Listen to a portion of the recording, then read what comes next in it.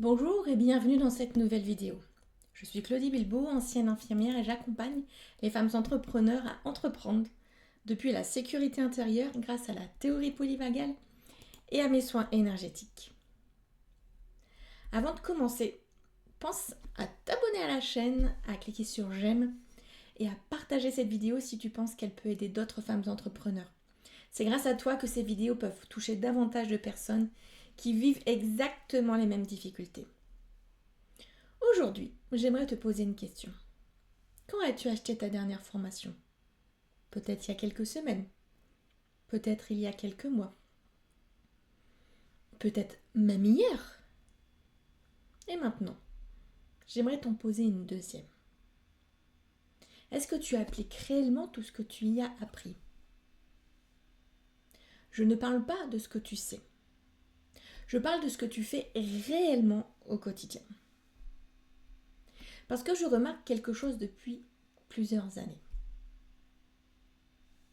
Les femmes entrepreneurs avec qui je discute manquent rarement de connaissances.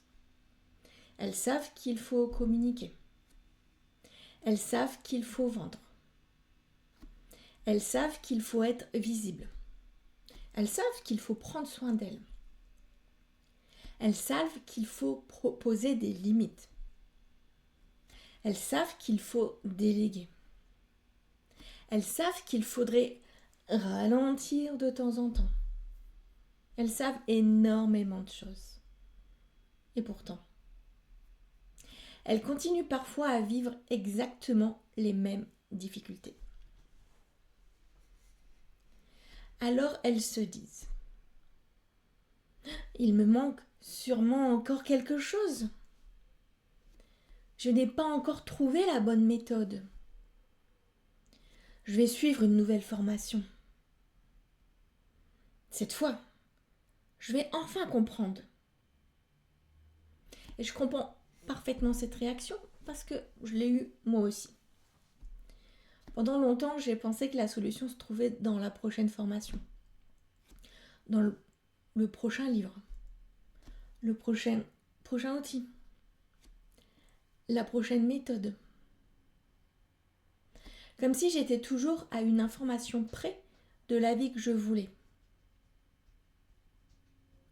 Et je pense que beaucoup de femmes entrepreneurs vivent cela. Elles accumulent les connaissances, elles remplissent leur ordinateur de PDF qu'elles ne regardent pas, elles enregistrent des webinaires qu'elles ne regardent pas, elles suivent des masterclass, elles prennent des notes, puis elles achètent la suivante. Parce qu'elles ont l'impression qu'il leur manque encore une pièce du puzzle. Mais laisse-moi te poser une autre question. Si tout dépendait uniquement des connaissances, pourquoi certaines femmes qui savent énormément de choses continuent-elles à rester bloquées? Pourquoi certaines connaissent parfaitement les stratégies de communication, mais repoussent sans cesse leurs publications? Pourquoi certaines savent qu'elles devraient augmenter leurs tarifs, mais n'y arrivent toujours pas? Pourquoi certaines savent qu'elles devraient prendre du repos, mais continuent à travailler le soir? Pourquoi certaines savent exactement quoi faire, mais ne passent pas à l'action avec régularité? Je trouve que c'est une question passionnante, parce qu'elle remet en cause une croyance très répandue. Nous pensons souvent que si nous n'avançons pas, c'est parce qu'il nous manque encore des compétences. Alors nous continuons à apprendre. Encore. Et encore. Et encore. Je ne suis absolument pas contre les formations. Au contraire. Je continue moi-même à me former. Je pense que se former est indispensable. Mais il arrive un moment où le problème n'est plus ce que tu sais. Le problème est ce qui t'empêche d'utiliser pleinement ce que tu sais déjà. Et je crois que cette différence est immense. Parce qu'à partir de ce moment-là, tu arrêtes de chercher uniquement des réponses à l'extérieur. Tu commences à te demander, qu'est-ce qui fait que je n'arrive pas à appliquer durablement ce que je connais déjà? Et c'est exactement la question que je me suis posée il y a quelques années. Je me suis rendu compte que je pouvais connaître une stratégie parfaitement et pourtant ne pas l'appliquer. Je pouvais savoir qu'il était temps de me reposer et continuer malgré tout. Je pouvais savoir qu'une décision était la bonne et repousser le moment de la prendre. Alors, je me suis demandé, pourquoi? Pourquoi est-ce que je fais parfois exactement l'inverse de ce que je sais être bon pour moi? Est-ce un manque de discipline? Un manque de motivation? Un manque de volonté? Aujourd'hui, je ne crois plus que ce soit l'explication principale. Et c'est justement ce que j'aimerais te montrer dans cette vidéo.